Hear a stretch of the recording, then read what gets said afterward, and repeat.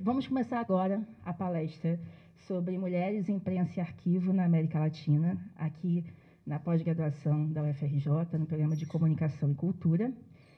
E nós temos como mediadora a professora Mariela Mendes, que é uma argentina, professora da Universidade de Richmond, nos Estados Unidos. E Alô? E ela ensina sobre estudos ibéricos, de gênero, sexualidade e mulheres. A professora Mariela, ela veio ao Rio de Janeiro passar um tempo como pós-orientanda aqui do programa da professora Marialva Barbosa. E o seu estudo inclui a representação de mulheres na revista O Cruzeiro na década de 50 e 60. Temos também a professora Cláudia Monteiro, que ela tem como objeto de estudo a imprensa feminista e feminina chilena, e a professora é doutora em estudos latino-americanos pela Universidade do Chile e mestre em estudos latino-americanos pela Universidade do Chile e de Salamanca. E temos também a professora Graciela Queirolo, que é professora e doutora em História pela Universidade de Buenos Aires e mestre em História pela Universidade de Torquato de Tela. Ela também é diretora da revista de Centrada. E, enfim, elas mesmas vão se apresentar muito melhor do que eu, e é muito interessante ter esse outro ponto de vista de mulheres que vivem no mesmo continente que o nosso, mas, obviamente, com vivências diferentes, trazendo essas ideias, né, sobre mulheres, arquivos, mídia, e eu estou ansiosa para a gente ouvir o que vocês têm a dizer. Ok? Comecemos. A professora Mariela vem depois, né, para fazer a mediação e as perguntas e tudo mais.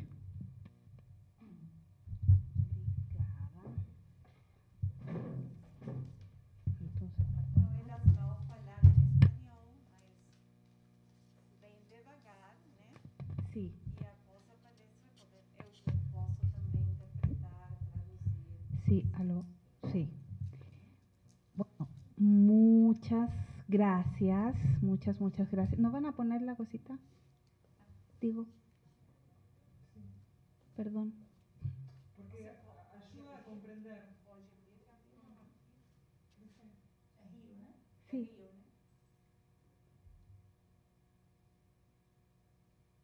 Perdón.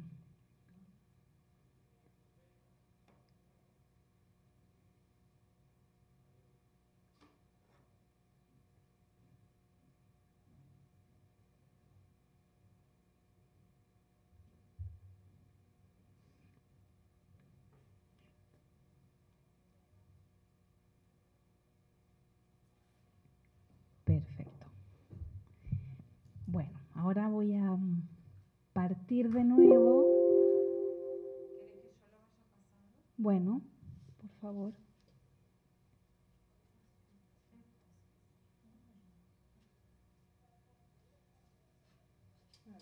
Muchas gracias. Muchas gracias. Bueno, muchas gracias por la invitación. Primero, me disculpo por hablar en español, pero aún no aprendo portugués, que es una de las lenguas que tengo ahí en el corazón. Me gustaría hablar mejor. Como bien decía, me presento, soy historiadora, actualmente trabajo en la Universidad de Valparaíso, en Chile, y me he dedicado a estudiar la historia de la prensa de mujeres en Chile, y hoy les voy a hablar acerca de esta trayectoria larga, cómo es que llego a plantear al tema de la prensa hecha por y para mujeres en Chile. Por favor. La investigación sobre prensa me ha tomado toda mi carrera, ya mucho más de 25 años estudiando acerca del tema. Y entonces la pregunta que cruza toda esta investigación de largo aliento es: ¿cuál es la relación de las mujeres con el espacio público? Esa es la pregunta que me hago desde un inicio para pensar cómo es que las mujeres habitamos ese espacio que nos ha sido vedado, que hemos sido excluidas de ese lugar, un lugar que no es propio para las mujeres. Y desde esa pregunta hay muchas formas de ocupar el espacio público, pero una de esas formas es la prensa, ¿ya? Y entonces me puse como objetivo mirar, analizar, buscar, hacer para Chile esa historia de producciones de prensa de mujeres hechas por y para mujeres, que es un espacio muy particular. Por favor. Entonces, como les contaba, esta investigación partió hace más de 25 años en Chile, donde no existía nada hecho sobre historia de la prensa en Chile, y de hecho Brasil y Argentina fueron unos de los casos que había antecedentes. Entonces, tanto en Brasil como en Argentina se había estudiado la prensa, se había empezado a caracterizar esto que se denomina como prensa de y para mujeres desde el siglo XIX. En Brasil es muy temprano, desde 1930, y desde 1830 ya hay este tipo, está O Jornal das Señoras, por ejemplo. Esos fueron antecedentes muy importantes para mi propia búsqueda en Chile, porque en la medida que existía en otro lugar, tenía que existir en Chile. No podía ser que no hubiese una prensa hecha por y para mujeres en este país. Y entonces una de las características de esta prensa hecha por y para mujeres son estos periódicos o revistas que se preguntan por el lugar de las mujeres en la sociedad. Entonces, no es prensa femenina, no es prensa hecha para mujeres, sino que es una prensa hecha desde el lugar que ocupan las mujeres cruzadas por la experiencia de la diferencia sexual y que reflexionan sobre su lugar y realizan estos productos para este colectivo. Y esto es bien interesante porque no necesariamente implica una prensa feminista, por ejemplo, o no es solo una prensa feminista, sino que tenemos una variedad de periódicos y revistas que dan cuenta de las experiencias marcadas por la intersección de género, raza, clase. Entonces hay prensa de mujeres católicas, de mujeres conservadoras, de mujeres feministas, de mujeres obreras, etc. Entonces, como les decía, llegué a desarrollar el tema en Chile a partir de la experiencia de otros países donde Brasil y Argentina fueron muy importantes. En los años, esta investigación partió en los años 90, o sea, ya mucho tiempo, y lo que había en Chile era un par de trabajos, muy pocos, que se referían a prensa hecha por y para mujeres, pero desde la historia social o la historia política, ¿ya? Pero no desde la historia feminista, no desde la historia cultural. ¿Cuál fue la primera conclusión? Es que ha habido una invisibilización de las mujeres en la historia de Chile en general, eso no es novedad, y en la historia de la prensa en particular. Esa fue la primera conclusión.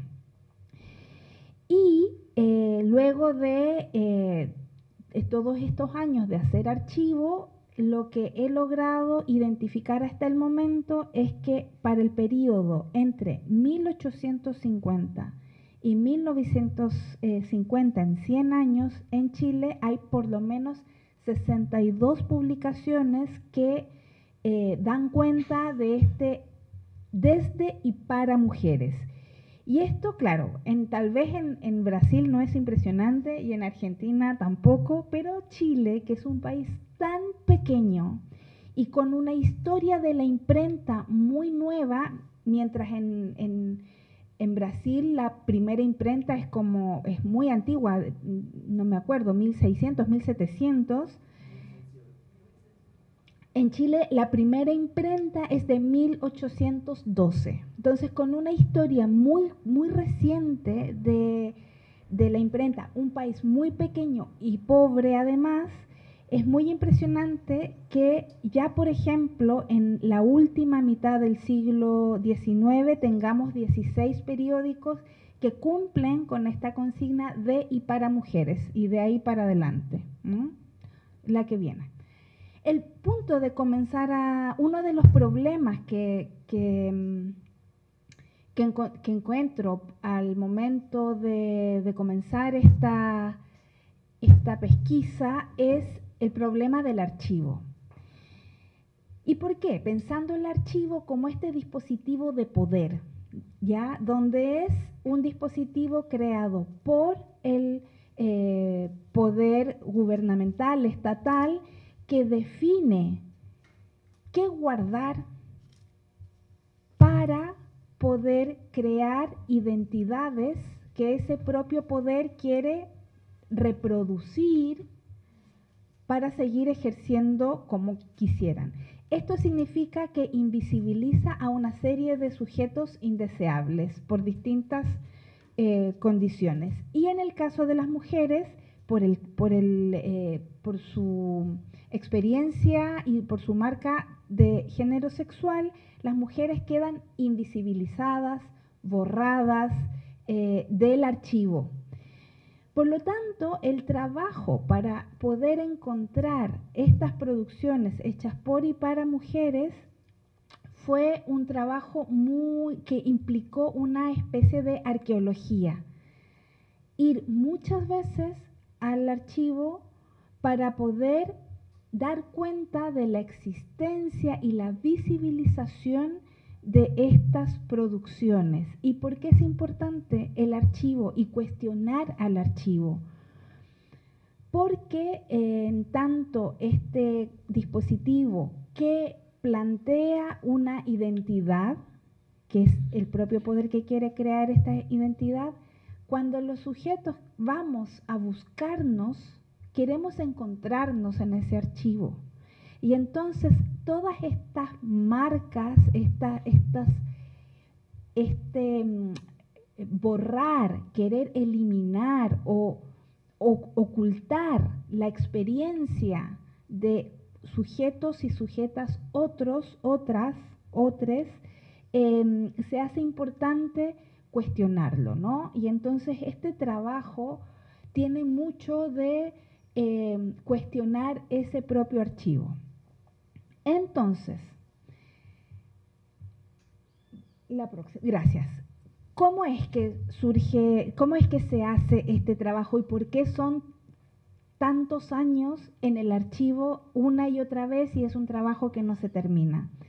En la medida que el archivo oculta, hay que ir a iluminar. Se hace este trabajo de arqueología que tiene muchos pasos, es muy lento y es muy largo.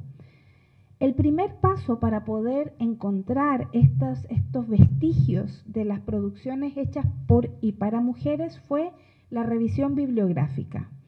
Como les decía, está el antecedente de Brasil, por ejemplo, donde se da cuenta de la existencia, entonces yo dije, hay una posibilidad, ¿no? Tiene que haber en Chile.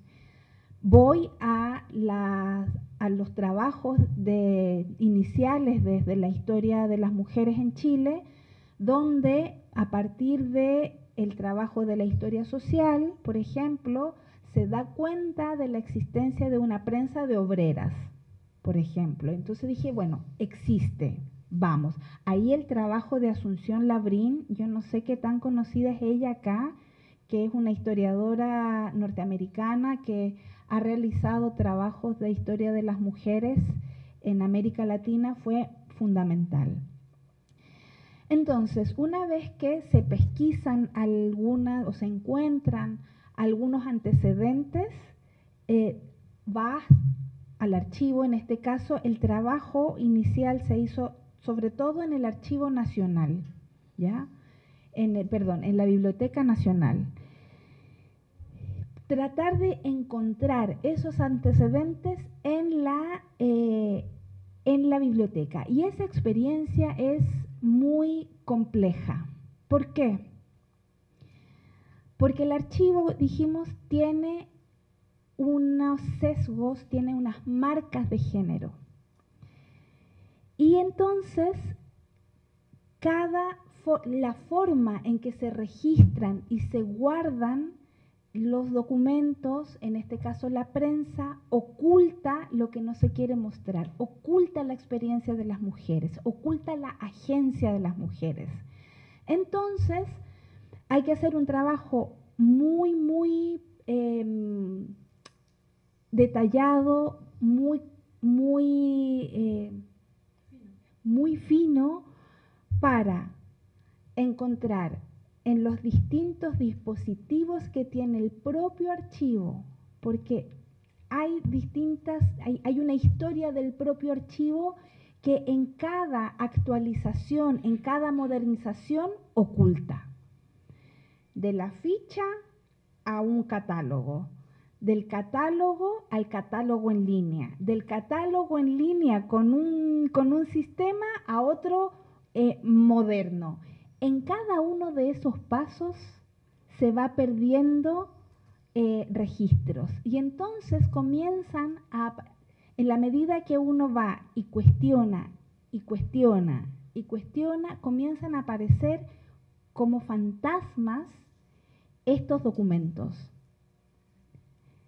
Entonces, eso yo creo que es una labor muy importante. Hay pérdidas además, entre, no sé, el tiempo, la falta de recursos, se pierde material, o material que nunca llegó a ser guardado. Hay mala catalogación, ¿ya? No se reconoce quién es autor o autora, etcétera. Otra forma de poder crear este archivo o dar cuenta de este rescate tiene que ver con la propia revisión de los documentos. Todos los periódicos y revistas, hasta hace poco, tenían una sección de intercambio o de canje, donde se daba cuenta de otros periódicos o publicaciones. Entonces, la propia lectura, cada vez que encuentras un periódico, la propia lectura de ese periódico da cuenta de la existencia de otro, haciendo una cadena. Y esto es muy importante. ¿Por qué? Para el Cono Sur existía el antecedente solo en Argentina de una prensa de mujeres obreras. ¿Ya? Está, ¿cómo se llama? La Voz de la Mujer.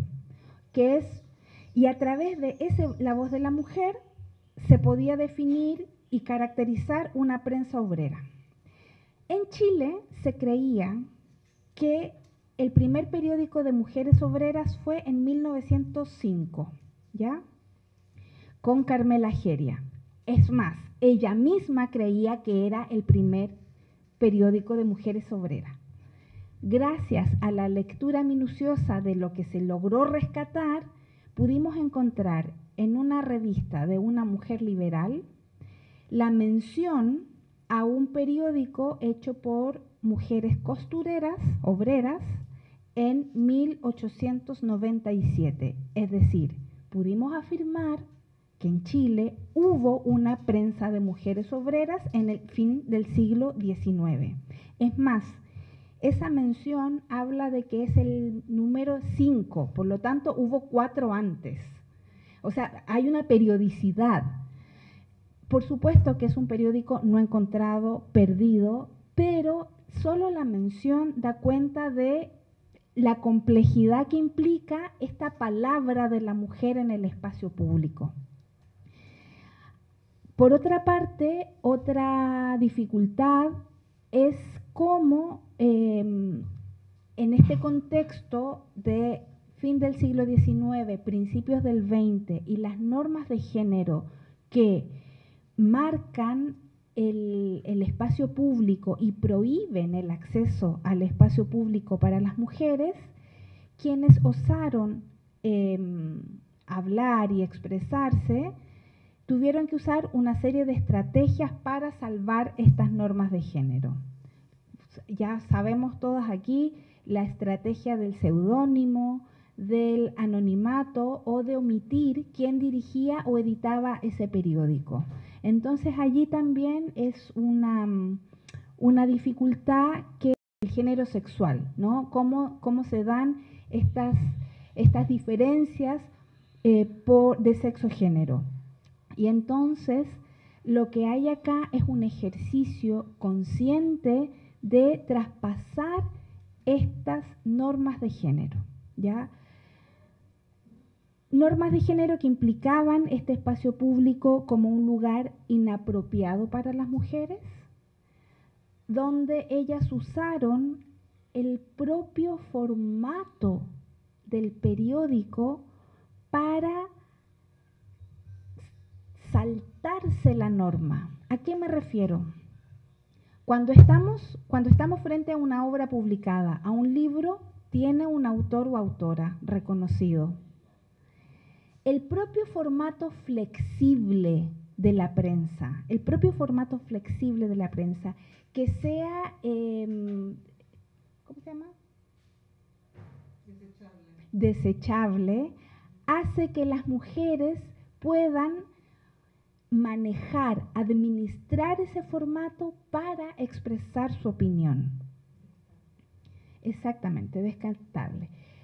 Ahora, ¿cómo las características que tienen los propios periódicos nos dan cuenta también de esa exclusión? Por ejemplo, la falta de financiamiento, la falta de socios o socias, la difamación de aquellas mujeres que osaban publicar. Y ahí tenemos casos como donde encontramos un periódico hecho por y para mujeres, por ejemplo, con solo un número, el primero. Y ahí puede funcionar cualquiera de estas condiciones. O no tuvo financiamiento, o no tuvo socios que le apoyaron, o fue difamada por haber hecho un periódico. Cualquiera sea el caso, da cuenta de esta experiencia marcada por el género sexual y la exclusión de las mujeres. ¿Cómo encontramos esa producción? Por favor. Toda esta investigación se ha volcado en una serie de productos académicos y de divulgación. ¿Ya? Creo que es muy importante la divulgación. Entonces, lo primero que hice fue muchos artículos a lo largo de que uno hace la investigación, pero en 2018, después de 20 años de trabajo, saqué un libro que se llama, y también hicieron periódicos, 100 años de prensa de mujeres en Chile, que es para un público amplio. Y en este libro lo que yo hago es dar cuenta de estos 100 años de prensa. Entonces, ¿qué hago?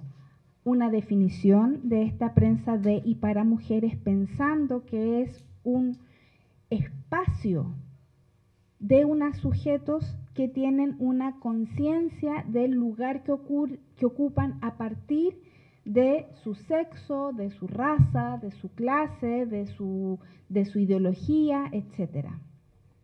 Por otra parte, en el libro lo que hago es tratar de comprender la prensa de mujeres como una estrategia para intervenir en el espacio público y saltarse todas estas normas de género, ¿no? Que es como la prensa es manejada para poder ocupar ese espacio, para poder evitar la sanción por escribir. Otra cosa que hago es establecer una periodización, ¿ya?, para la historia de la prensa de mujeres en Chile. Y es una periodización que interpela a la periodización clásica de una historia de Chile escrita con criterios hegemónicos, ¿no? Muestra a estos otros sujetos interviniendo en momentos particulares. Y lo otro que hago es definir tipos de periódicos. Y esto también es bien interesante porque hay periódicos que son políticos, hay una prensa que es cultural, una prensa magacinesca, y esos tipos de periódicos dan cuenta de los sujetos y los proyectos que tienen para plantear en este espacio público. Tienen distintas formas. Ahora, la que sigue. ¿Por qué es importante esta tipología? ¿Por qué es importante entender que estamos frente a una prensa de mujeres y que hay distintos tipos de prensa de mujeres? Primero, porque estamos hablando de objetos culturales. Es decir, que son objetos que son producidos por sujetos sociales que reflexionan sobre sí y dan cuenta de sus condiciones de producción. ¿Qué significa esto? Primero, que son producidos por mujeres. Eso puede ser algo evidente, pero no necesariamente. Porque en la medida que decimos que son hechos por mujeres, ¿ya?, estamos hablando de sujetos sociales que tienen la intención de expresar una opinión en un contexto en que no se les permite hacerlo o en un contexto donde se define que no es un lugar propio y que a la vez quieren ocupar un espacio en este lugar que no les es propio, ¿ya? La prensa de mujeres también supone un colectivo de lectoras. No solo son las productoras, sino que son las lectoras. Y acá un elemento característico de la prensa de mujeres, porque, como les digo, ellas manejaban el formato. Entonces podía haber un periódico que dijera revista de cine y variedades. Y uno dice, bueno, pero ¿cómo es que esto puedo decir que es prensa de mujeres? Primero, porque trato de ver quién es la autora, la editora, y si tengo sospechas, ahí la pesquisa histórica permite hacer algunas afirmaciones, pero una característica fundamental es que en esta prensa que definimos como de y para mujeres hay un tipo de texto siempre presente que es el ensayo de género. Puede ser una revista de cine y siempre hay artículos que reflexionan sobre la experiencia de las mujeres, tanto como histórica como la reflexión del propio género. Otra característica de la prensa de mujeres es que son empresas autónomas o autofinanciadas, sobre todo pensando en el siglo XX, en el siglo XIX y principios del siglo XX, tanto en Chile como en América Latina. La prensa funcionaba desde el autofinanciamiento en general. Cuando emergen las industrias y las empresas editoriales, ahí hay un giro en la forma de circulación y podemos distinguir a esta prensa como autónoma y autofinanciada. Y lo otro que tenemos como característica es cómo esta prensa de mujeres asume una perspectiva femenina para abordar los temas y el análisis. No tengo idea cuánto tiempo llevo.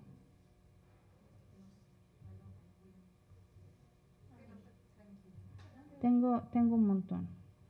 ¿Cuánto llevo? Ah, ya, bien. La que sigue. Estamos bien entonces. No, antes, por ahí. Bueno, la verdad es que básicamente ya he hablado sobre esto, ¿no?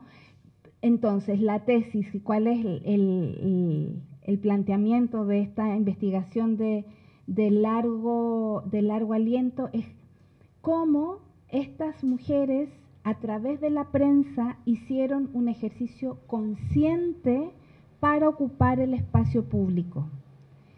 Y esto significó que primero comprendieron las normas de género del momento en el que vivían y que usaron esas normas de género considerando condiciones políticas, culturales y sociales, creando estos objetos culturales, objetos que supieron manejar, supieron administrar para lograr el objetivo de poner su opinión, ¿ya? Y eso significó que en la práctica ayudaron a construir un espacio público amplio o más amplio. La periodización, tenemos acá que hay 4 periodos de 1850 a 1890, donde son las primeras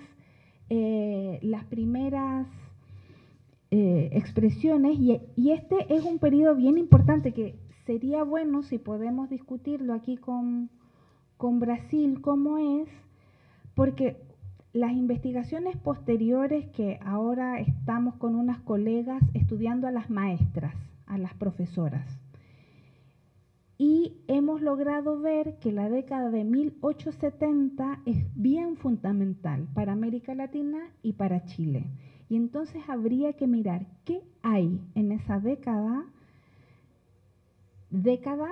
1870, 10 años, porque tenemos una emergencia de una prensa hecha por y para mujeres, pero además va con las primeras intelectuales que escriben, los primeros intentos de voto, de solicitud de voto femenino, sufragio, y tenemos la discusión en torno a la necesidad de educación de las mujeres. ¿Ya? Entonces ahí hay algo, está pasando algo que esperemos que ir mirando. Bueno, y en este momento de esta investigación tenemos ese momento como pionero. Entre 1900 y 1920 tenemos un segundo periodo que le puse la explosión de las voces, porque en la medida que tenemos esta emergencia de la economía capitalista y la modernización, la prensa de mujeres es muy variada. Aquí tenemos la prensa de cine, la prensa cultural, la prensa política, etcétera. Luego, en 1930, que es este momento álgido de polarización que vive toda América Latina, tenemos la prensa hecha por y para mujeres exclusivamente política. Todos los ejemplos de prensa hecha por y para mujeres son periódicos políticos. Y luego tenemos entre 1940 y 1950, con el crecimiento de la industria editorial, la dilución, cómo se va muriendo esta prensa de mujeres así como la conocimos, porque hay básicamente una transformación del espacio comunicativo, radio, televisión, etcétera, se hace todo más complejo. Acá han estudiado aquello. La que sigue, por favor. Y entonces otro producto, no se ve el dibujito, bueno, no importa. A ver. Sí, tenemos video con todo. Ya, no importa, no pasa nada. Bueno, otro producto es este portal, que es un portal web, se llama Prensa de Mujeres, y es una página. No importa, no pasa nada, luego lo visitan. Pero en este portal lo que hicimos fue rescatar y publicar todos los documentos a los que tuvimos acceso durante la investigación. Entonces tenemos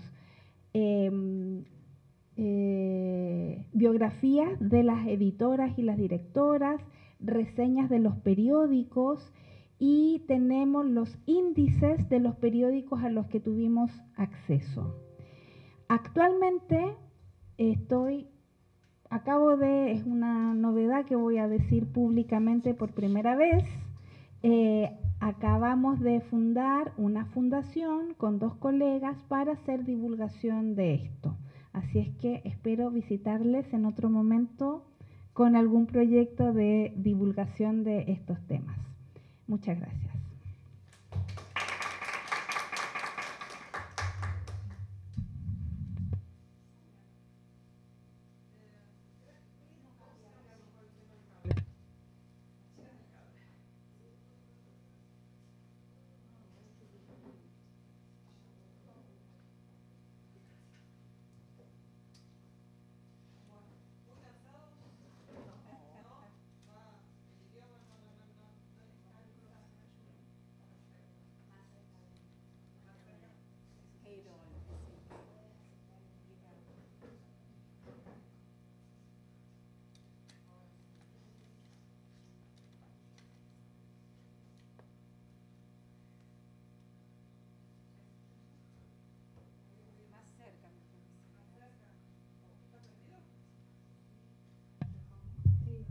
Ahí va.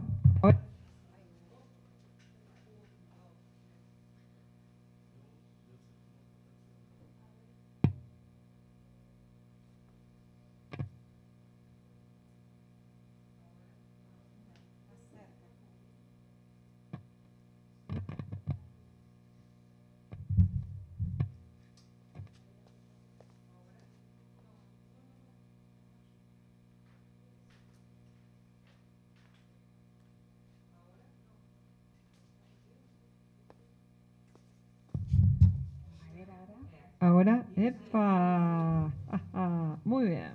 Mujer y tecnología. Bueno, estamos. Sí, bueno. Bueno, muchísimas gracias. Muchísimas gracias a ustedes que están acá, compartiendo su tiempo con nosotras. Muchísimas gracias a Mariela por inventar y armar esta mesa. Muchísimas gracias a la universidad que nos recibe, nos da un espacio para compartir nuestras investigaciones. Yo soy historiadora, lo cual marca también una manera de pararme en las ciencias sociales y en el campo académico. Vamos a cambiar un poco el eje. Lo que traigo para compartirles es este título, que es Mujeres en las oficinas, trabajo, género y clase en el sector administrativo. Buenos Aires, 1910-1950. Claudia hablaba de una manera que tenían las mujeres de habitar el espacio público a través de la prensa. Yo voy a hablar del espacio público, pero a través del trabajo y todos los problemas que esto implica. Y en mi caso, en mi investigación, mi objeto de estudio no fue la prensa. La prensa fue un medio que me permitió construir otro objeto de estudio que son las empleadas administrativas. A ver si... ¿Quiénes son las empleadas que yo estudiaba? ¿Quiénes eran las empleadas que yo estudio?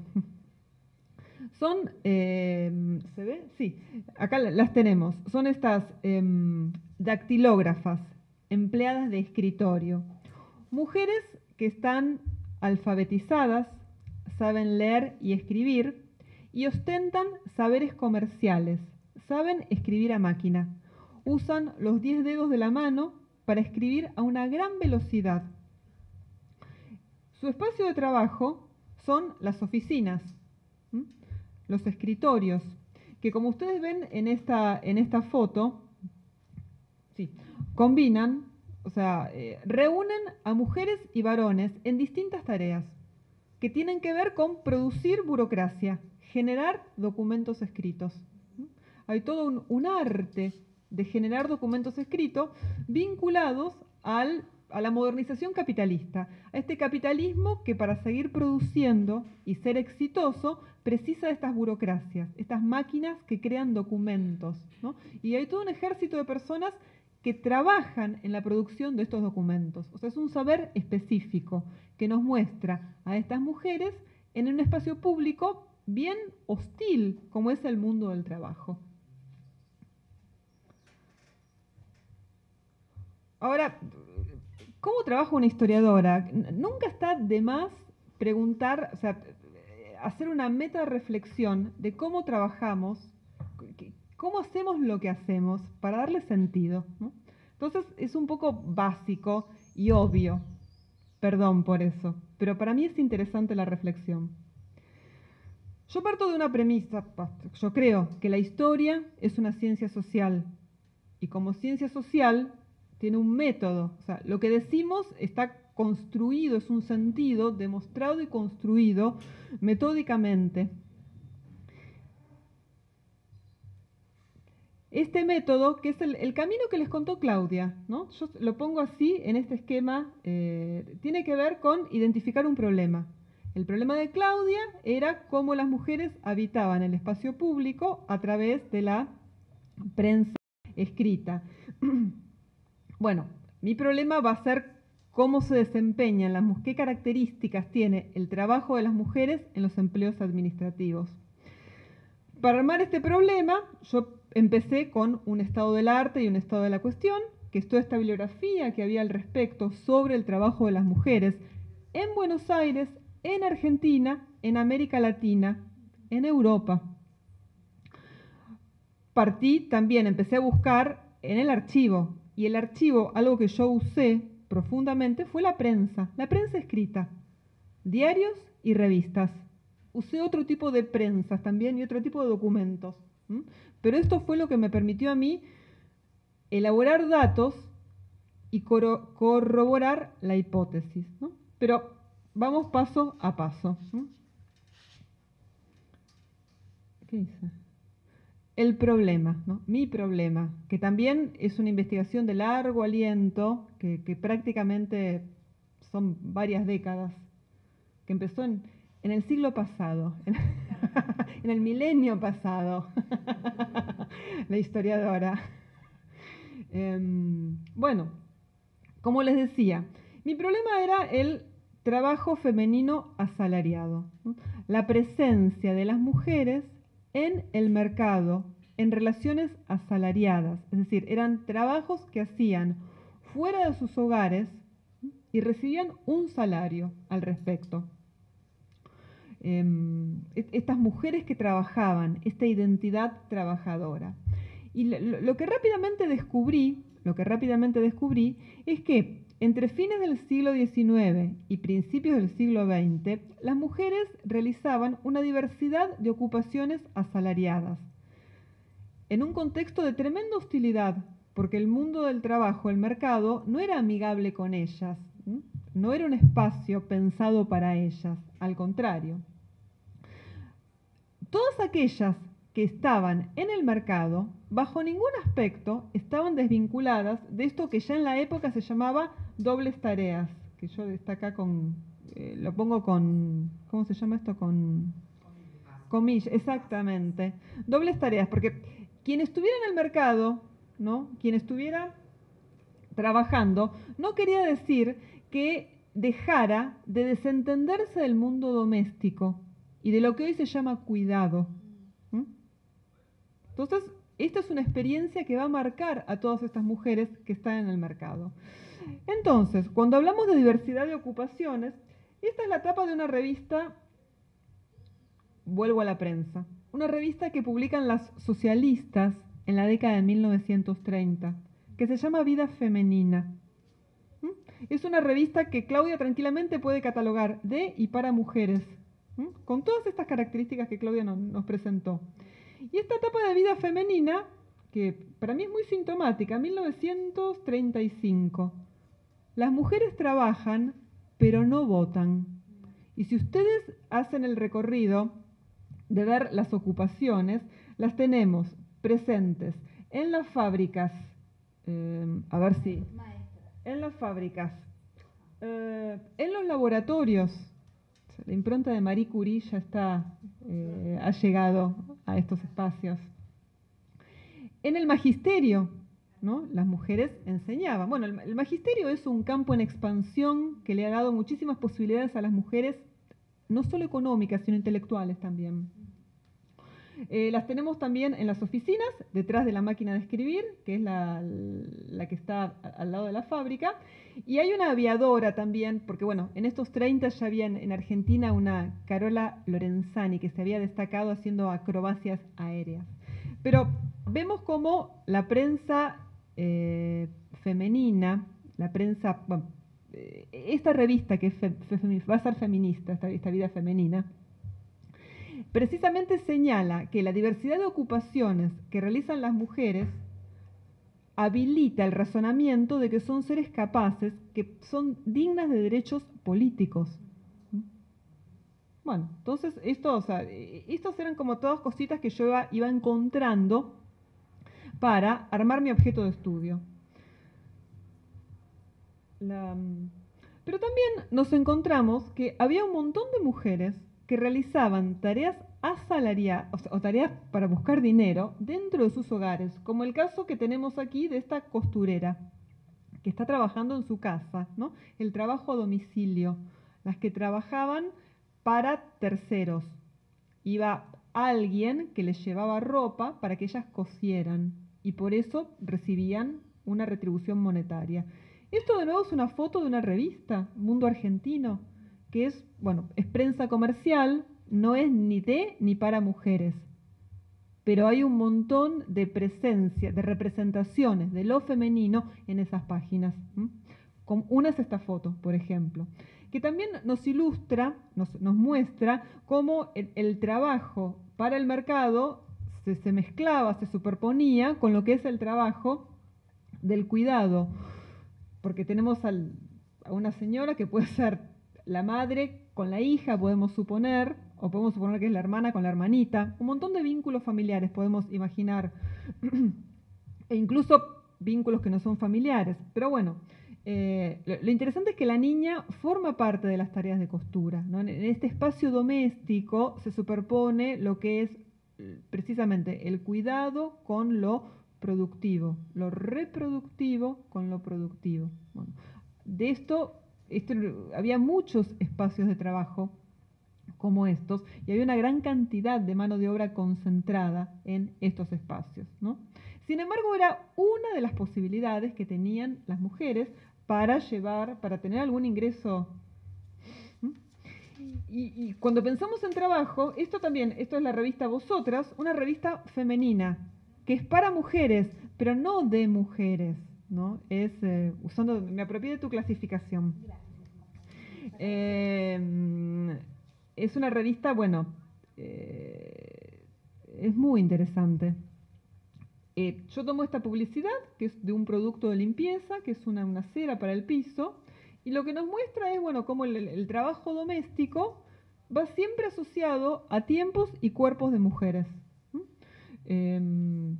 Porque el producto pretende hacer lo que era el pasado, cuando las mujeres tenían que hacer un gran trabajo físico para limpiar el piso, tenían que estar en cuclillas y resfregando.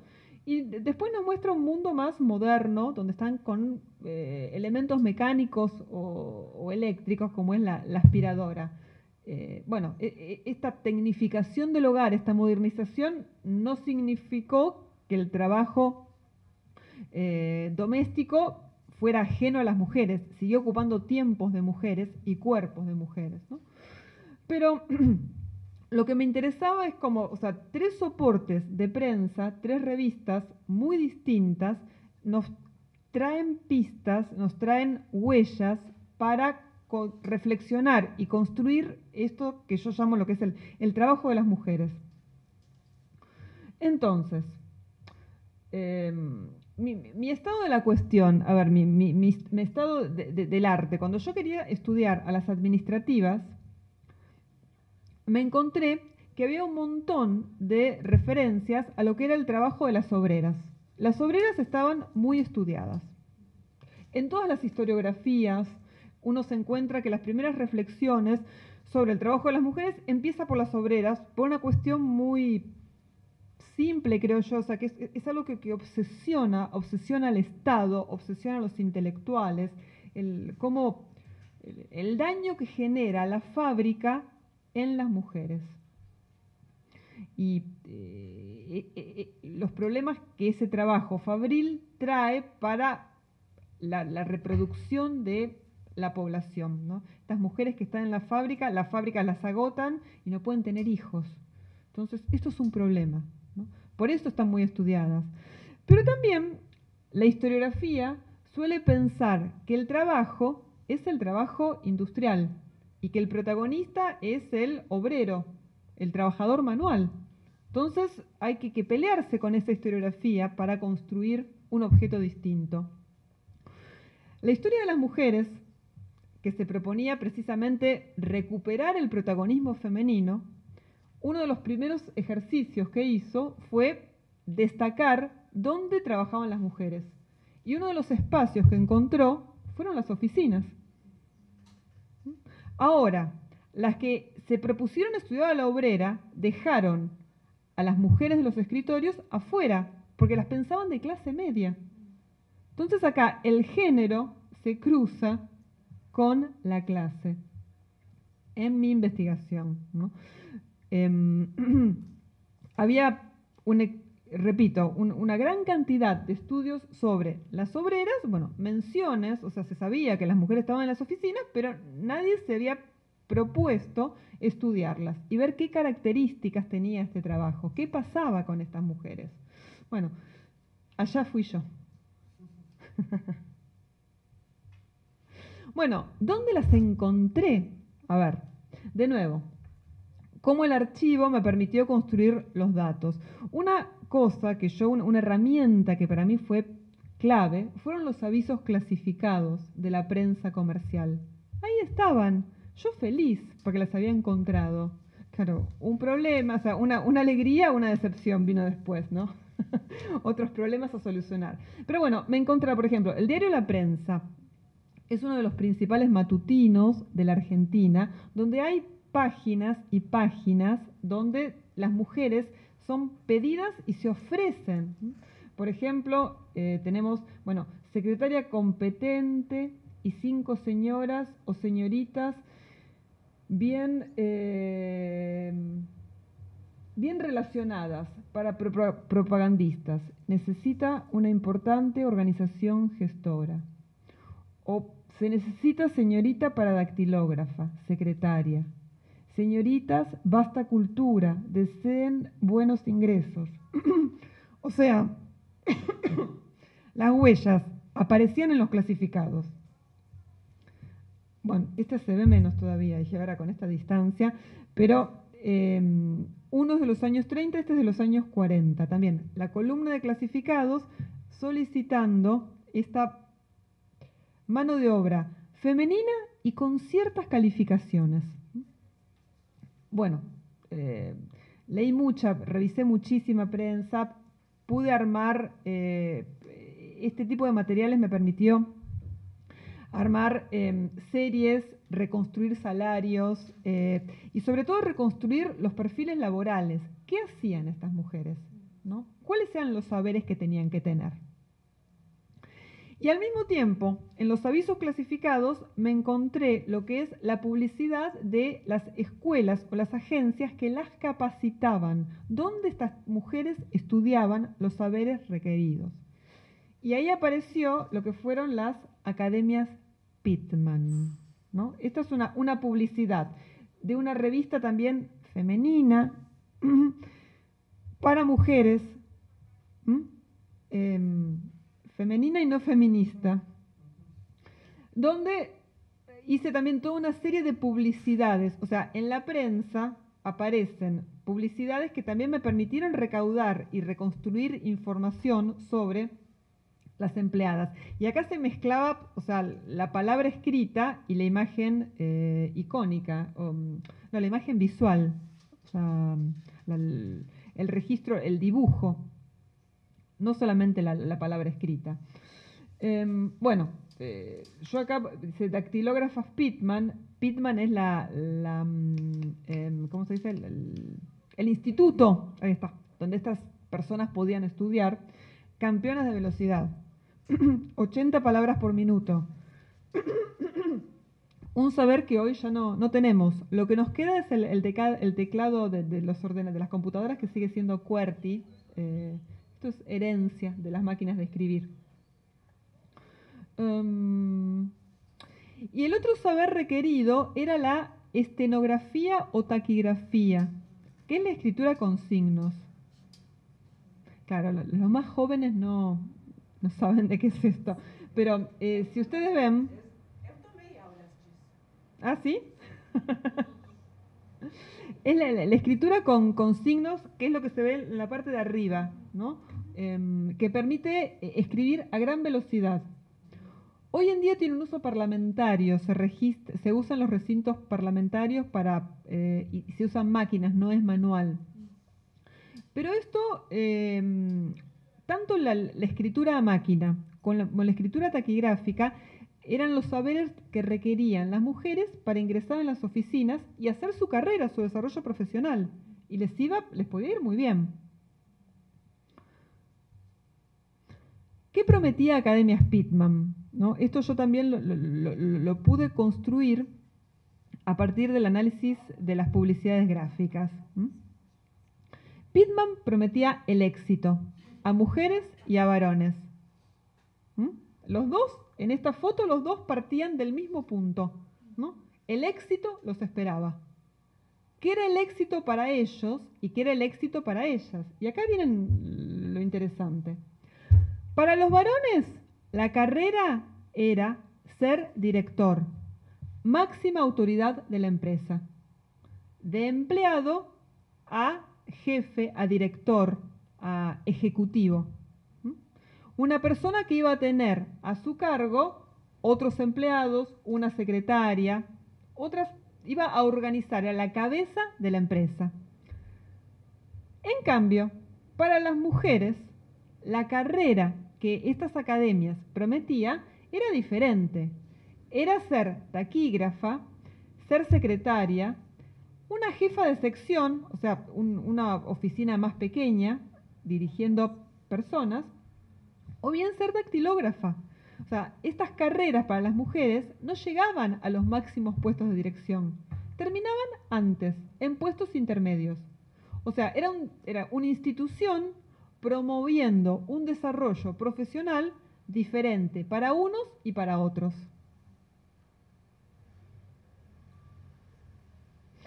Bueno, esto, como buena historiadora, era una pregunta que yo tenía que saber responder, porque me la iban a hacer.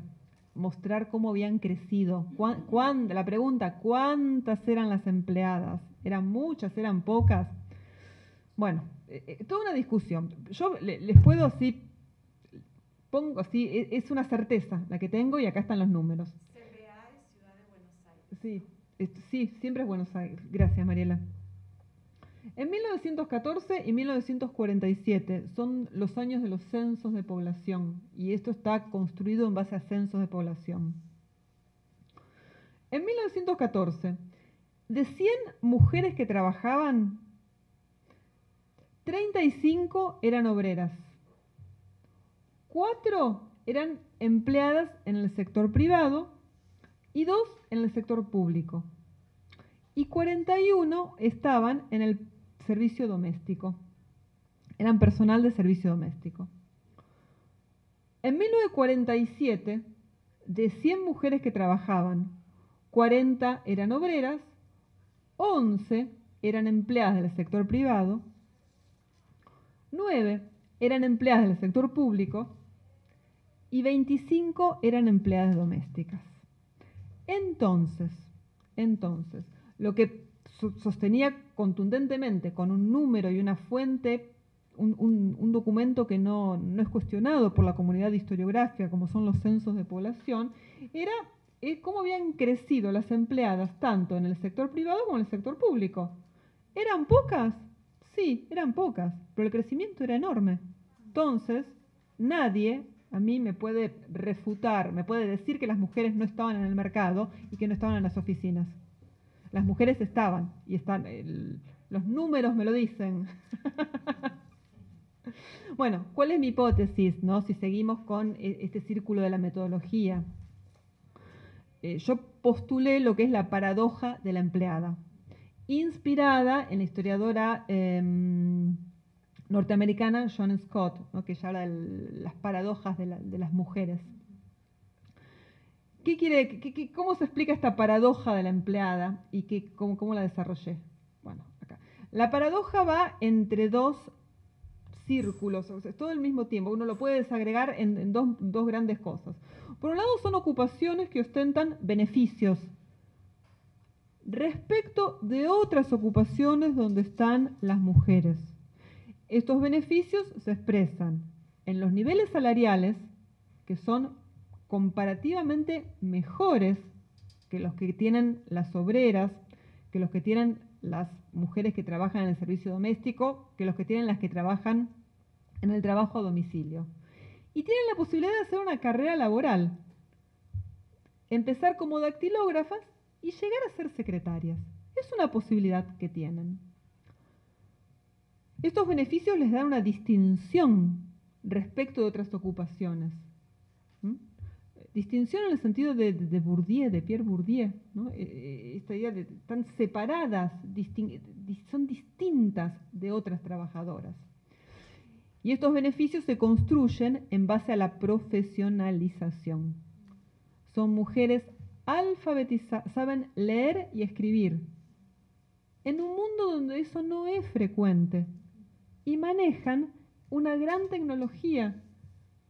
Usan la máquina de escribir, que es un dispositivo moderno, como no lo hay. Saben hablar por teléfono. O sea, manejan toda una aparatología de la oficina que es muy de punta en los años 30, 40. Entonces, esto las jerarquiza, las eleva y están en contacto con este mundo de la cultura escrita. Pero, ni estos beneficios ni esta profesionalización le quitan la inequidad propia de la presencia de las mujeres en el mercado. Y esta inequidad se expresa de diferentes maneras. Van a ganar menos, porque las ocupaciones que ellas realizan están cotizadas con salarios más bajos. Incluso existe lo que es la brecha salarial, que una dactilógrafa gana menos que un dactilógrafo. Y esta información me la dieron los avisos clasificados. Y tienen, como les mostraba, un desarrollo profesional distinto. Las carreras terminan antes. Nunca van a llegar al techo de la compañía. Nunca. ¿Por qué esta inequidad?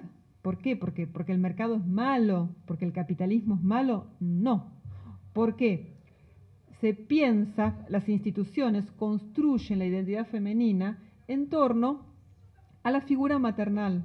Las mujeres están para tener hijos, para desempeñarse en el mundo doméstico, para estar en el hogar. Si van al mercado, es una excepción, es por un ratito, es un momento de sus vidas. O bien porque tienen una necesidad acuciosa. Van cuando son solteras, pero el matrimonio las devuelve al mundo doméstico. van porque se quedaron viudas y no tienen un proveedor que se haga cargo del hogar. Van porque permanecieron solteras, no consiguieron casarse. Y bueno, entonces ahí van a la oficina. Y siempre es socialmente más prestigioso, más distinguido ir a la oficina que ir a la fábrica. Y por supuesto, a pesar de los beneficios y tributando a la inequidad, están sometidas a una disciplina laboral, largas jornadas, malos tratos, el fantasma del acoso sexual, la violencia laboral. Son todas experiencias donde estas mujeres viven y sufren cotidianamente y no están bajo ningún aspecto liberadas de las dobles tareas. Si van a la oficina, cuando terminan sus trabajos en la oficina, las espera el trabajo doméstico en la casa. Esto es muy interesante porque aparece en la prensa comercial, en estas revistas que yo digo que son femeninas, hay un montón de columnas donde precisamente reflexionan, es la oficinista que reflexiona sobre qué hace cuando vuelve a su casa.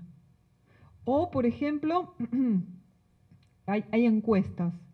¿Debe trabajar la mujer casada? ¿Es conveniente que la mujer casada trabaje? Entonces, ahí, a ver, vuelvo a esto, o sea, la prensa funciona como un interesante dispositivo para encontrar estas huellas y armar el objeto de estudio. Trabajo de hormiga, si lo hay, pero fascinante. Bueno, y los resultados, o sea, yo publiqué este libro que se llama Mujeres en las Oficinas, ¿no? Con este hermoso diseño de la máquina de escribir y las caras de las jóvenes. Que tuvo un premio. Es verdad, he sido, sí, una historiadora premiada. La Academia Nacional, a ver, lo interesante es esto, que la Academia Nacional de la Historia en Argentina, que es una institución androcéntrica, ¿no? Haya elegido un libro con estos temas y con estos protagonismos para premiar. Yo creo que eso es lo que podemos compartir acá, ¿no? O sea, más allá de la ponderación que se haga sobre el trabajo. Y que la carta me la haya firmado uno de los historiadores que no sé, jamás de los jamases ese hombre ha leído Historia de las Mujeres, ni debe saber quién es Michel Perrot, ni toda esta gente que leemos nosotros. O sea, pero bueno, yo creo que eso es, o sea, signo de los tiempos que vivimos y es para celebrarlo, ¿no? Más allá de las ponderaciones del libro, ¿no? Bueno, este es un resultado, el resultado de esta investigación, ¿no? Y bueno, voy a dejar acá, la idea era compartir un poco el camino del historiador, el camino de la historiadora a partir de mi propia investigación y ver cómo la prensa es un buen medio, un excelente medio para construir un objeto, armar un problema y construir sentido, ¿no? O sea, creo yo, o sea, que los diálogos que tenemos con Claudia y con Mariela también, que han acompañado todo este proceso, han sido muy, muy fructíferos y que hay un montón de puntos en común, que es muy interesante seguir y establecer. Así que bueno, muchísimas gracias y bueno, ojalá nos animemos a preguntar y a seguir hablando. Eso.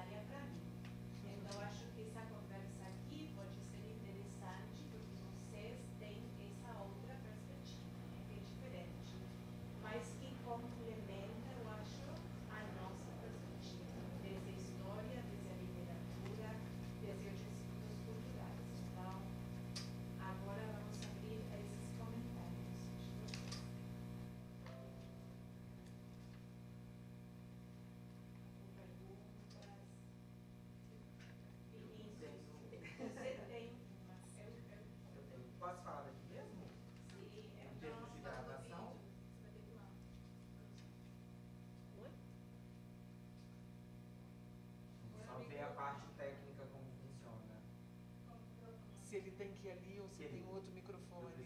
Ah, tá. Esse microfone não tá ligado, né? Tá, tá certo. Eu passei.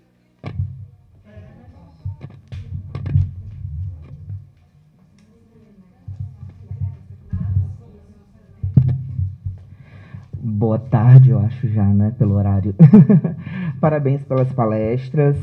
Eu queria estabelecer um diálogo mais direto com a Cláudia, nossa companheira do Chile, porque o objeto dela de estudo é uma das minhas preocupações de pesquisa também, e eu ministro uma disciplina sobre imprensa feminina, então eu fiquei muito pensando em um contexto brasileiro a partir do que você falava.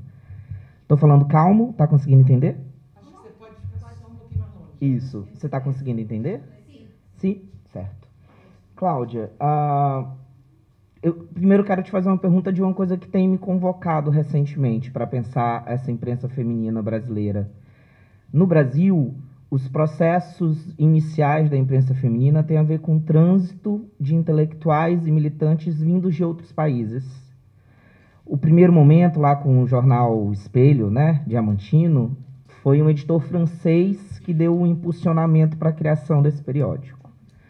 Depois, quando a gente tem uma imprensa feminina que se muda, que é as mulheres escrevendo sobre elas, a gente tem uma Argentina fugida de uma perseguição política que vem para o Brasil e faz essa mudança. No Chile, a gente também tem essas figuras de trânsito, de intelectuais que vêm de outras regiões e impulsionam essa imprensa. Esses trânsitos é uma coisa que tem me chamado a atenção, certo? É a minha primeira pergunta para você. Eu tenho algumas.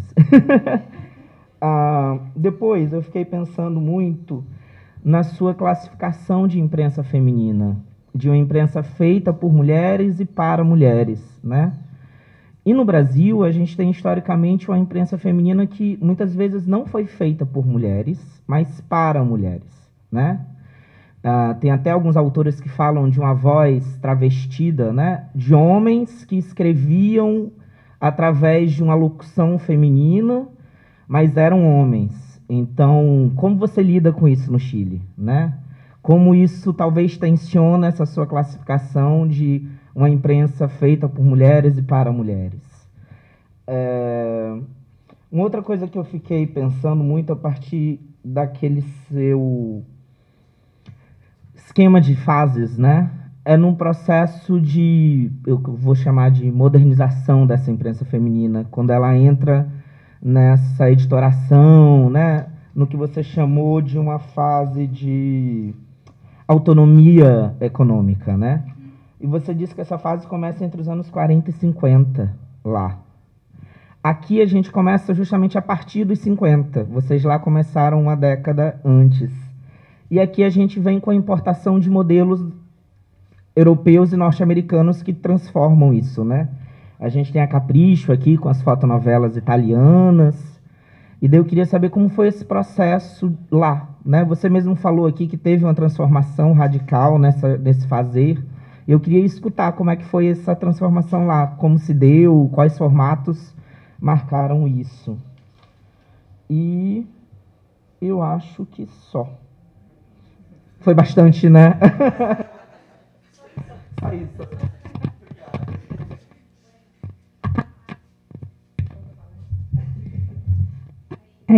Ahí. Voy a tratar de contestar. Podría hablar 2 horas más solo con estas preguntas. Algo pasa ahí. Ya. Voy a tratar de ser breve, pero lo más completa posible.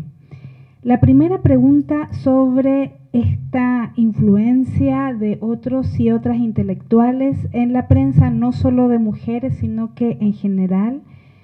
Y en el tránsito. Sí, ese tránsito es muy interesante, la comparación con la costa atlántica. ¿Por qué?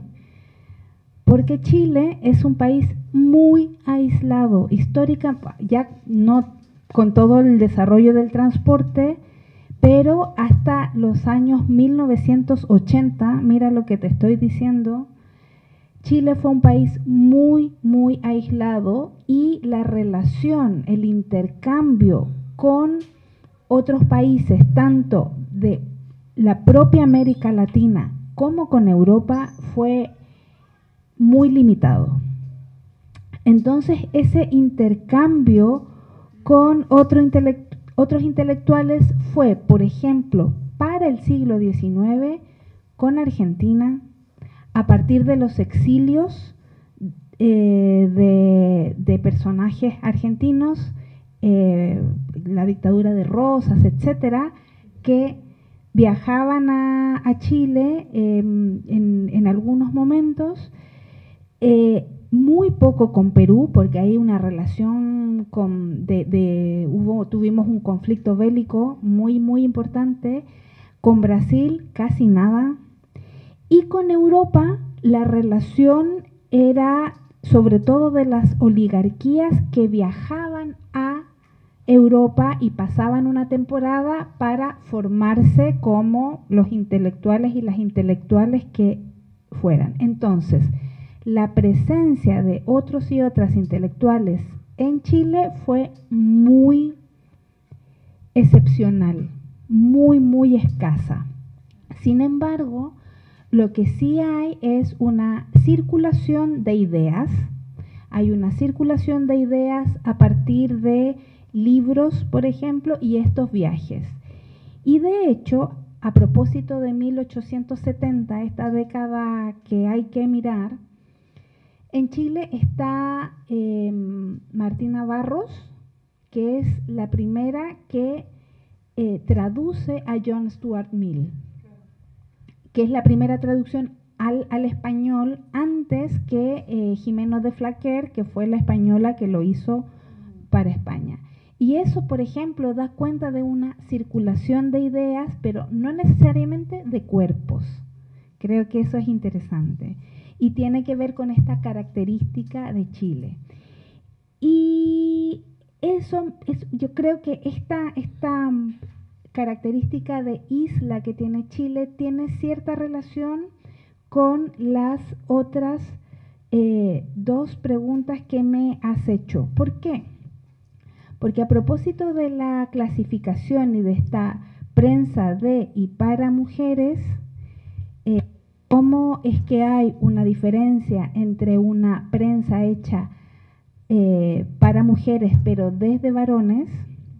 Yo creo que ahí hay que hacer una diferenciación pensando en,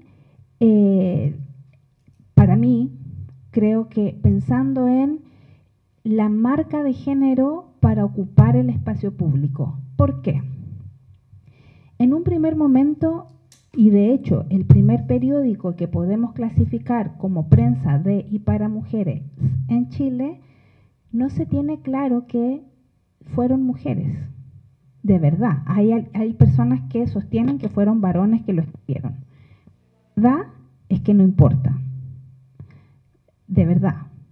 Yo creo que son mujeres. Por las marcas de género que hay en la propia escritura, ¿no? Por eso yo creo que son mujeres. Y eso es gracias a la influencia de mis amigas de literatura. Otras historiadoras en Chile, por la forma de el marco teórico que usan o metodológico, solo de historia, dicen son hombres. Yo creo que son mujeres. Independientemente de eso, pero yo creo que son mujeres, fíjate tú. Independientemente de eso, yo creo que no importa. ¿Por qué? Porque lo importante es tener un espacio social, cultural, político, marcado por unas normas de género que excluyen lo femenino. Y no quiero poner aquí mujeres, lo femenino, ¿no? Y en función de eso, que exista una primera prensa que dice que fue hecho por mujeres y para mujeres, da cuenta que estamos frente a un fenómeno nuevo en el espacio cultural y comunicacional. Y entonces, posteriormente, cuando tenemos prensa hecha para mujeres, por varones, por ejemplo, eso en el tipo de texto que se usa, en la forma, en los planteamientos que se usan, no necesariamente dan cuenta de esta agencia, de esta necesidad de reflexión del lugar que ocupan las mujeres en la sociedad. Entonces yo creo que ahí para mí es fácil diferenciar a partir de la experiencia de la diferencia sexual. Porque, insisto, una prensa para mujeres hechos desde otra experiencia no habla de las dificultades, del rol. E insisto, y esto no significa que estamos hablando solo de feministas, por ejemplo. Estamos hablando, por ejemplo, de mujeres conservadoras que defienden el lugar de conservar la familia, por ejemplo. Entonces, la experiencia del cuerpo y de la marca del género sexual es importante para poder decir esta es una prensa hecha por y para mujeres. Y respecto de la periodización, este cambio en el circuito comunicativo, mira, voy a responder esto a propósito de la nueva investigación, de investigaciones posteriores que hice sobre editoras y ahora de maestras. Porque mi pregunta sigue siendo la misma. ¿Cuál es la relación de las mujeres con el espacio público? Y entonces, ahí lo que yo he logrado afirmar es que en el siglo XIX, en un contexto donde el acceso al espacio público estaba tan claramente vedado, las mujeres que tenían alguna necesidad intelectual de expresarse, todas las intelectuales, y que necesitaban profesionalizarse para poder tener este desarrollo personal, etcétera, lo hacían ingresando a la docencia. Y en general hay distintas formas de llegar a ser docente en el siglo XIX. Y entonces yo puedo afirmar que todas las intelectuales que se profesionalizaron en el mundo de las letras lo hicieron a partir de la docencia. Y eso cambia drásticamente entrado el siglo XX, a partir de 1930, 40 hacia allá. ¿Por qué? Porque hay un cambio a propósito de la modernización que altera, ya nos decía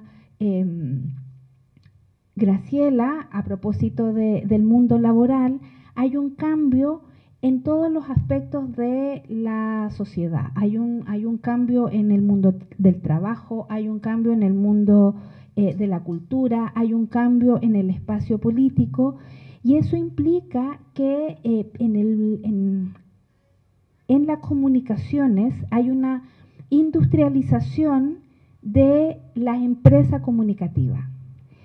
Y esa autonomía que existía para producir medios de prensa se pierde y es subsumida, es asumida completamente por las empresas editoriales. Y allí las mujeres hay un giro. Las mujeres intelectuales que escriben, que piensan, ya no entran al mundo profesional desde la docencia, sino que desde la prensa, haciendo, por ejemplo, como editoras o como periodistas, donde se ganaban la vida siendo periodistas o editoras y que les permitiera escribir. Y ahí hay muchos casos de escritoras.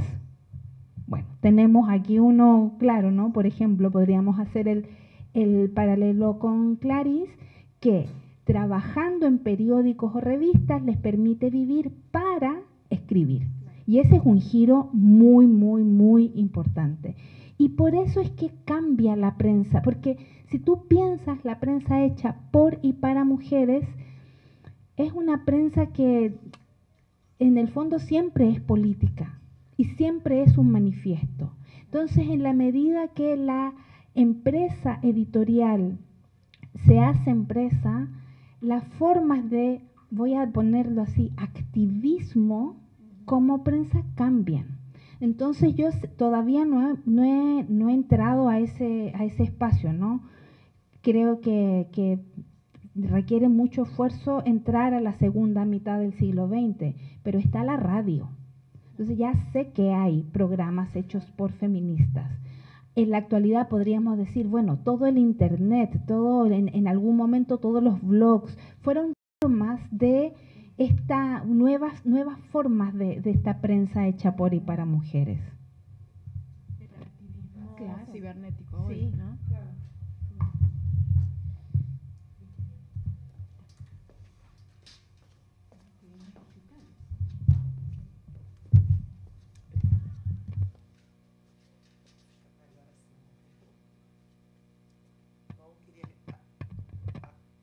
Bom, queria agradecer, Adorei. adorei as duas apresentações. Eu queria fazer uma pergunta. Alô, tá. Queria fazer uma pergunta, adorei as duas apresentações. Queria fazer uma pergunta para a Graciela. Adorei o trabalho, achei super interessante também.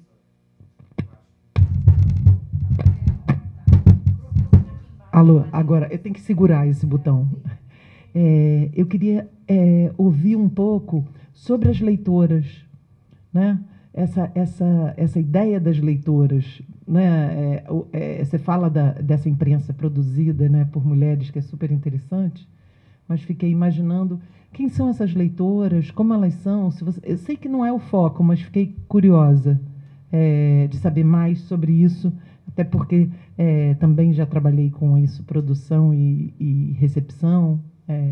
Obrigada.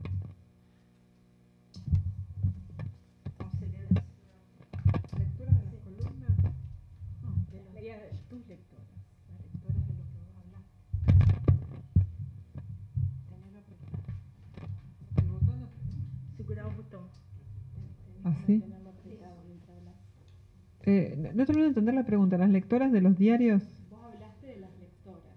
¿Quiénes eran esas lectoras?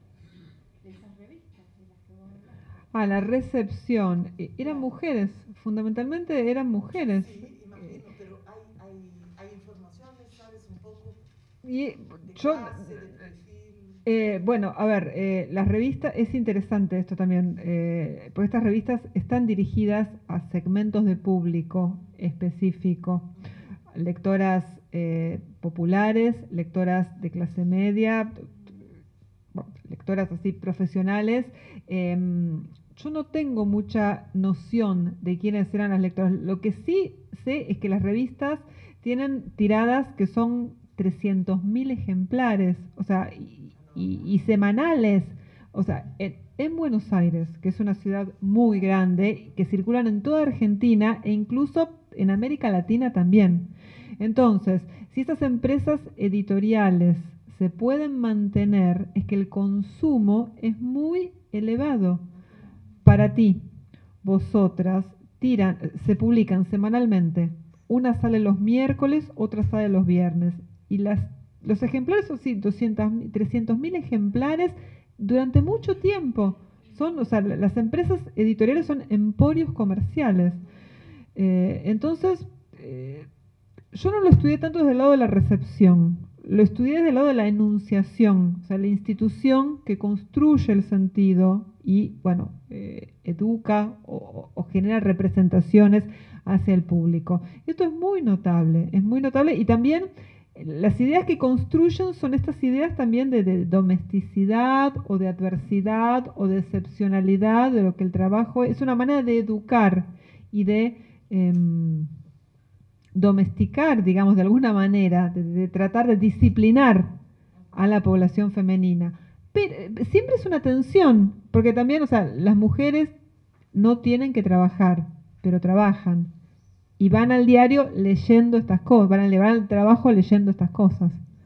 Entonces, claro, debe haber sido una vida muy compleja también para estas pobres mujeres que fomentan estas producciones, imagino yo, que fomentaban por un lado el malestar, ¿no? Sobre estar en la casa o estar en el trabajo. Pero bueno, aquí estamos. Pero bueno, es muy agradecida también por la pregunta, pues bien interesante todo para pensar este mundo, ¿no? Y una más, ¿había una sesión de cartas? Sí, por supuesto, los correos. Bueno, ese es otro problema. ¿Quién escribe la carta y quién la responde? Hay más de un personaje ficticio. Pero sí, bueno, estas son las cosas con las que trabaja Manuel Puig en Boquitas Pintadas, que son los correos de lectoras. Y siempre es esa empleada confundida, empleada dudosa. O sea, ¿debo hacerle caso a mi novio o a mi jefe? Hay mucho. Pero bueno, el correo amoroso, por supuesto. O también los correos con los consejos de belleza. ¿Cómo vestirse? ¿Es prudente ir con las uñas pintadas? Por ejemplo. ¿Cómo maquillarse? Esto está muy presente en los años, en la entreguerra ya, después de la Primera Guerra Mundial. Y vamos ampliando, que tiene que ver con, bueno, la industria de la cosmética, otras maneras de habitar el mundo público también. ¿Cómo no? Bueno, gracias. A propósito, me gustaría recomendar el trabajo de una colega que es Andrea Robles, y en su tesis doctoral ella lo que analiza son 3 revistas femeninas de los años 30, donde a partir de la idea de una tecnología y una pedagogía de género, analiza cuál es la masculinidad que se crea para que las mujeres consuman. Y es un trabajo muy, muy, muy interesante porque va sobre las columnas. No está publicado todavía. Sí, ya va a estar. Es una tesis que es muy, muy, muy interesante. Sí, muy interesante y que va sobre tu pregunta. Porque es un trabajo que, si tú quieres, ayuda a entender la violencia contra las mujeres. O sea, cómo es que las mujeres estamos en este lugar donde no nos cuestionamos la violencia que recibimos. A partir de unas ideas de masculinidad que son ideales, que se pasan por las revistas femeninas. Entonces, un trabajo muy interesante.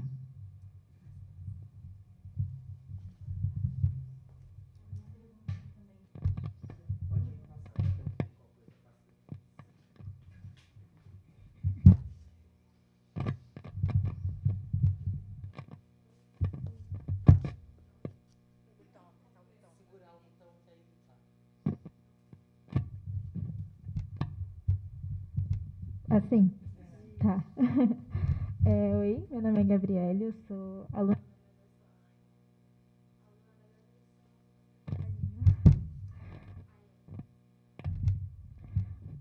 Tá. Eu sou aluna de graduação de jornalismo, eu estou no 2º período. E eu queria perguntar, eu não tenho uma pessoa específica para responder, só queria perguntar como que se institui uma imprensa verdadeiramente feminina numa sociedade que tem um contexto, uma lógica que ainda educa a mulher pro ambiente doméstico. Porque, por mais que você tenha... Ah, tá. Melhor refazer, né? Tá bom.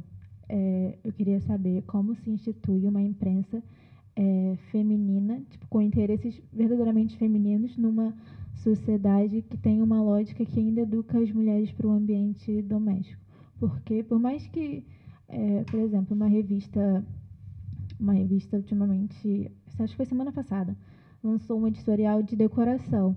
E aí eu já li um trabalho que esses editoriais são baseados nos interesses de, tipo, a mulher decorar a casa. O interesse ainda é um interesse doméstico, sabe? Então, como se institui uma imprensa verdadeiramente feminina?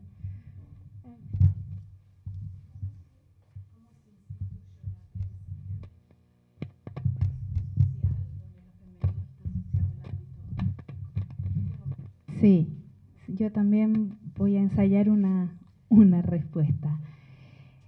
Acá lo que tenemos es siempre a un colectivo de personas marcadas por su experiencia sexual de exclusión, donde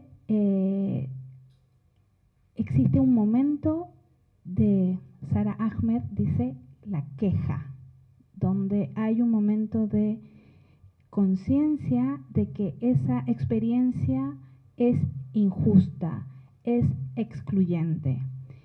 Y este colectivo de personas lo que generalmente hacen es cuestionar y esa experiencia y ese mandato, y lo que hacen es navegar el intersticio, navegar la grieta, el espacio pequeño para poder romper. Dale. No, es tuya. Sí. Bueno, entonces lo que hay allí es siempre un intento de transgredir. Y hay múltiples formas de hacerlo. Desde crear tu propio medio, ¿no? En este caso de siglo XIX y siglo XX, hago una prensa desde mi experiencia como mujer para otras mujeres para reflexionar esta experiencia. O, súper interesante, las editoras ya dentro de la empresa editorial, integrar textos, por ejemplo, imágenes que cuestionan esos ideales. Ejemplo, hay una escritora intelectual chilena, se llama Roxanne. Ella, como profesional, fue editora en una empresa conservadora que se llama Zigzag y se hizo cargo de una revista para niños. Dentro de esa revista para niños, ella incluía textos que reflexionaban sobre la necesidad de educar a las mujeres, por ejemplo. Entonces, siempre, en la medida que hay una persona que es capaz de dar cuenta de esa queja y de esa experiencia de diferencia, busca una forma de instalar aquella queja.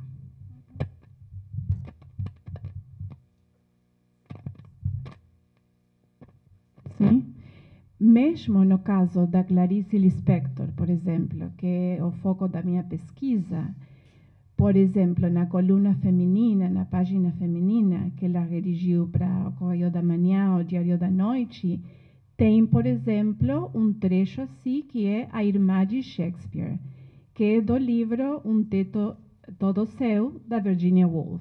Então, mesmo nesse espaço que tem esses códigos bem rígidos, não? Do gênero e da performatividade do gênero, você pode transgredir, mesmo que seja nesse espaço, com receitas assim, culinária, né?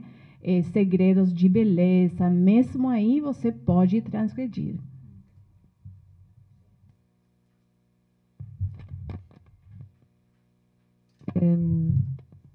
Dejemos las revistas, vayamos al mundo del trabajo, otro escenario. Las mujeres no tienen que trabajar, pero trabajan. La propia presencia en el espacio asalariado es una transgresión. El deseo de la carrera es una transgresión. Y cuando todo no funciona, va la protesta social, la huelga, el abandono del espacio de trabajo, la prensa femenina, donde denuncian la inequidad. Entonces, no sé, las distintas instituciones nos permiten ver estos juegos donde se mueven los agentes y las resistencias y las creaciones que hacen. Eso pienso. Igual hay que historizarlo, hay que pensarlo más finamente, hay que demostrarlo de otra manera. ¿Mm?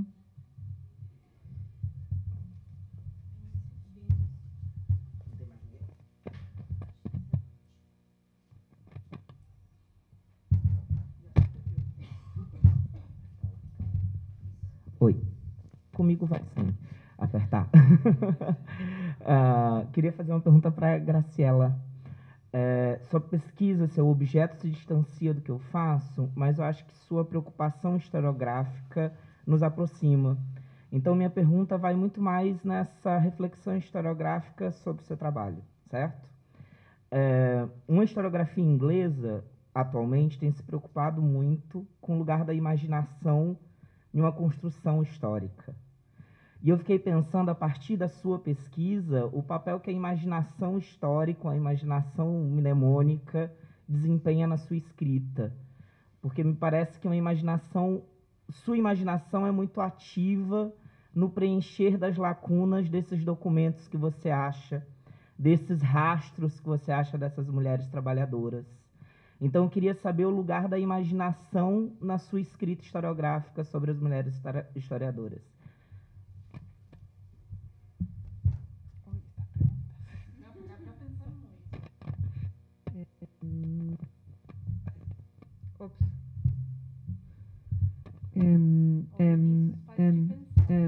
Sí, sí, hay que escribir sobre esto.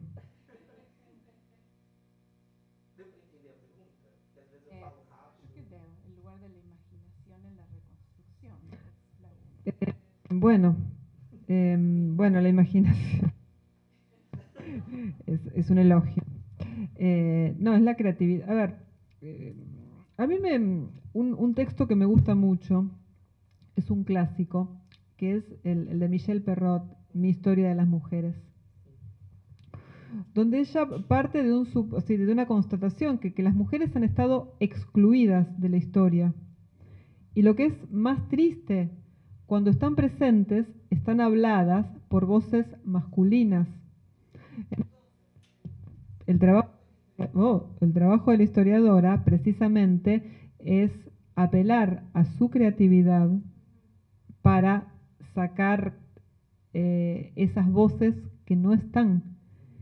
Y la creatividad parte de nuevas preguntas a fuentes conocidas y de sumar nuevas fuentes a la investigación. Y esto lo habilita no Michel Perrot, lo habilita toda una tradición de la historia de la Escuela Francesa de Annales, ya lo dice Marc Bloch en 1940. Sumar nuevas fuentes para que el sentido, la construcción de sentido se siga creando. Pero bueno, nuevas fuentes, nuevos problemas, ¿no? Porque no es lo mismo analizar una revista que analizar un censo. Ahí hay la creatividad metodológica y la rigurosidad metodológica. Y la constatación de que ningún documento habla por sí solo. Nosotros lo hacemos hablar desde nuestro lugar, desde nuestras preguntas y desde nuestro conocimiento situado, ¿no? Pero es para hablar largo y tendido, o sea, esto es improvisado. ¿Cómo no?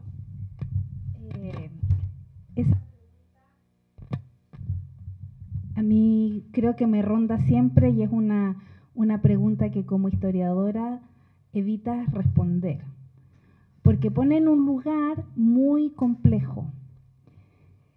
Joan Scott escribió un texto pequeño que se llama,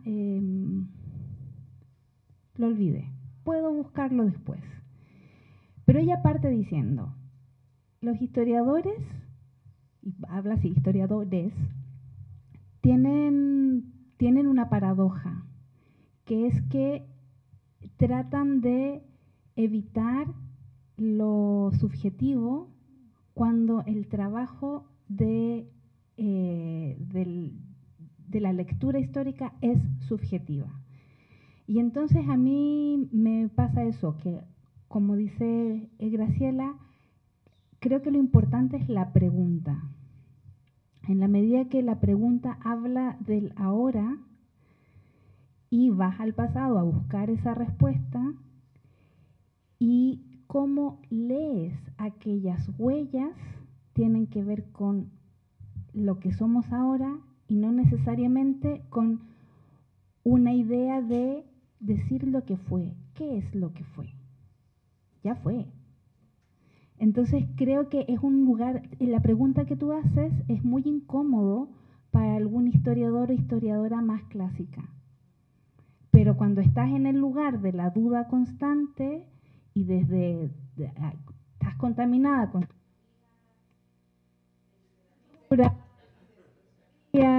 y de comunicación, claro, te permite mirar otras cosas y decir, sí, estoy haciendo ficción, ciencia ficción, tal vez sí, pero estamos hablando de lo que somos ahora, mirando el pasado.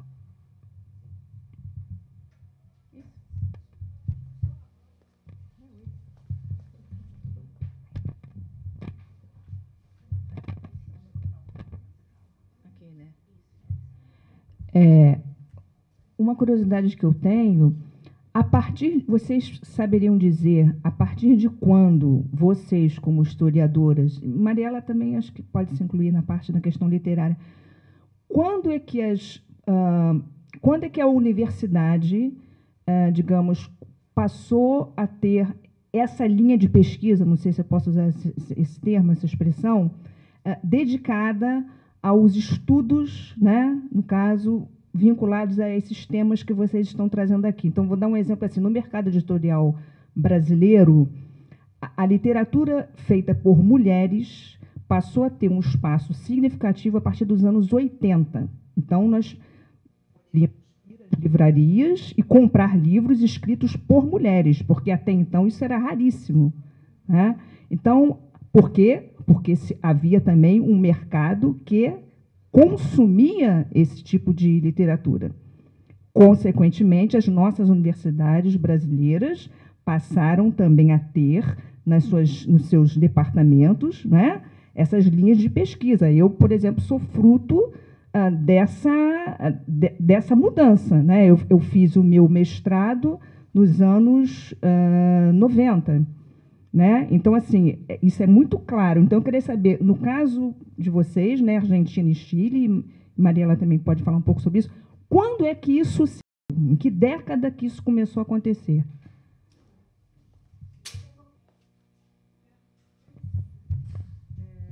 Súper claro. Yo lo tengo ahí.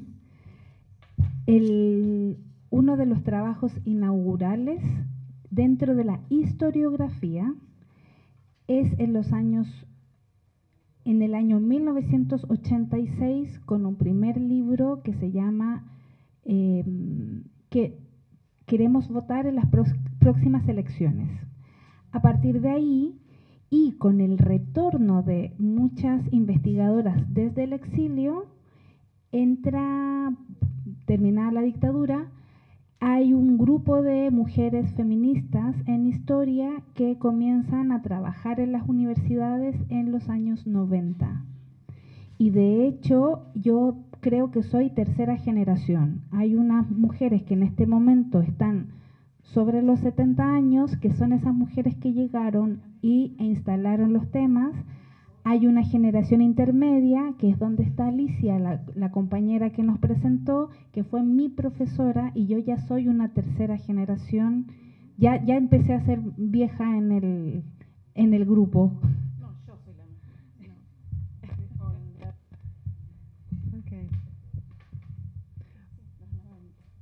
Okay. Bueno, es bien interesante la pregunta.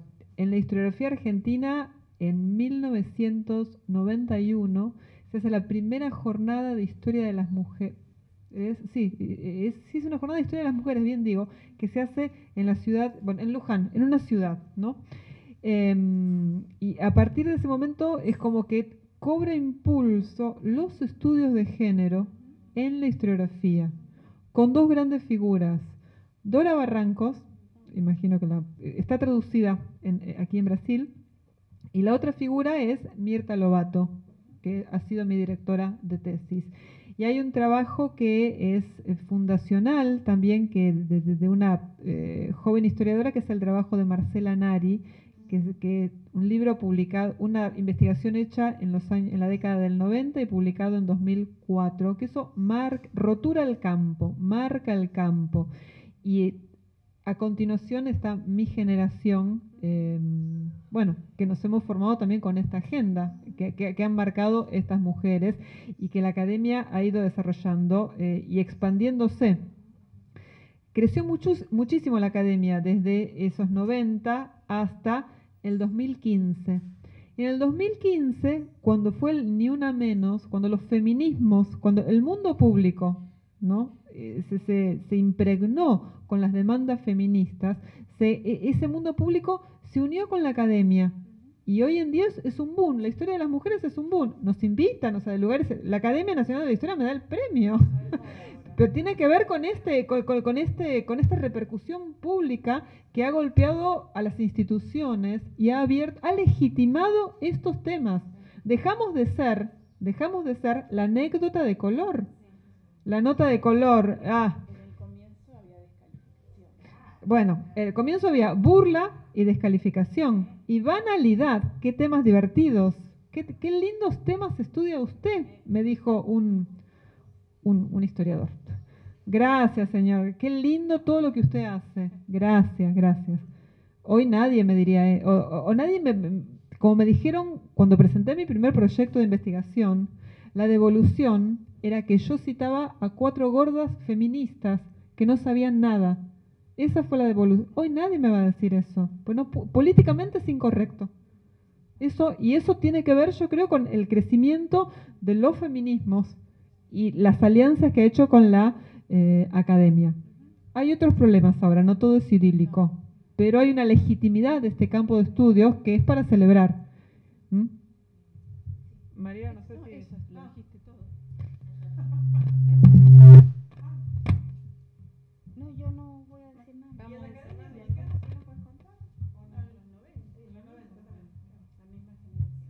¿Qué hago? ¿Devuelvo? Sim, alguém tem mais alguma pergunta? Já estamos chegando na hora. Ok? Então,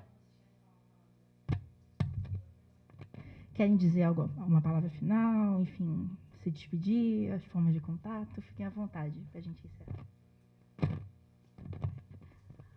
Muito obrigada. Eu sou feliz aqui.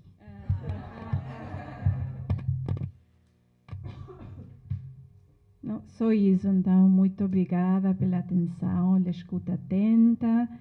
Podemos compartilhar os e-mails, também os endereços de e-mail, a bibliografia, tudo isso.